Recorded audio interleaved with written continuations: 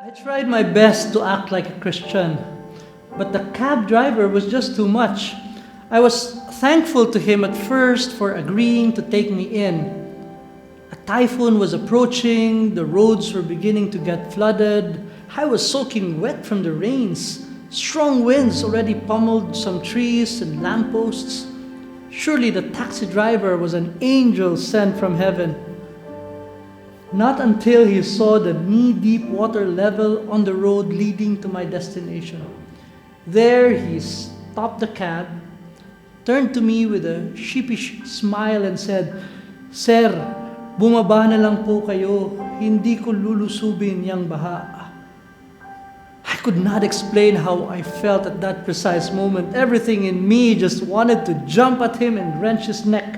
"Some angel you are," I thought to myself as I grudgingly stepped out of the cab and into the storm. What this cab driver did to me, we often do to God. We make promises to Him only to break them. We are quick to make commitments only to renege on them. We say yes one minute and then no the next. When the floods come and the water level rises knee deep, some of us choose to suddenly abandon the journey. The demands are too stringent, or the costs too high, or the risks too grave.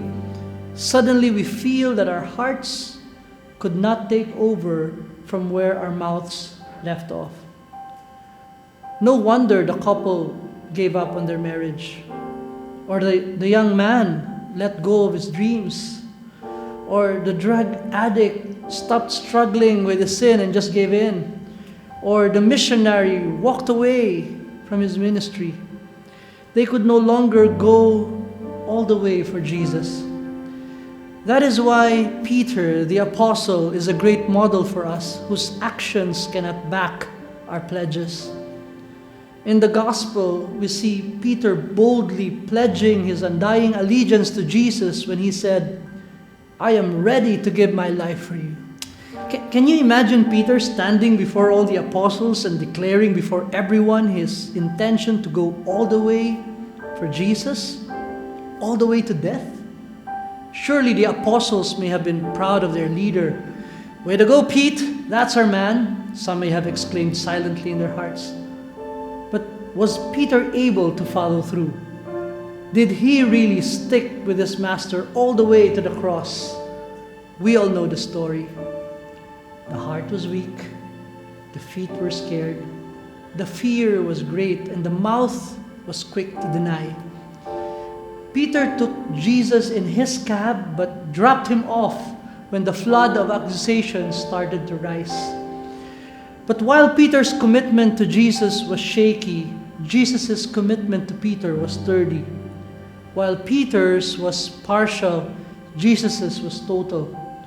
While Peter's was short-lived, Jesus' was all the way to death. As you watch this, somehow the Peter in you might want to cringe in shame as an avalanche of shortfalls and misses cascade from the floodgates of bad memories. When you cheated on your wife, when you walked out in that marriage, when you gave in to that puff, when you gave up on that ministry. Friend, the list can go on, but you know what? It doesn't have to. This video retreat would be the best time to tear that list apart, not with your own strength, but with the strength of Jesus' love and mercy. Go to confession, receive forgiveness, start all over again. Be reminded, dear friend, that Peter wasn't only forgiven, he was also reinstated. His dignity was restored, his relationship with Christ reestablished, his leadership over his church reaffirmed. Take Peter's cue. Return to Jesus and receive his love. Take him into your cab, and when the flood waters rise before you, do not hesitate. Plunge your way all the way.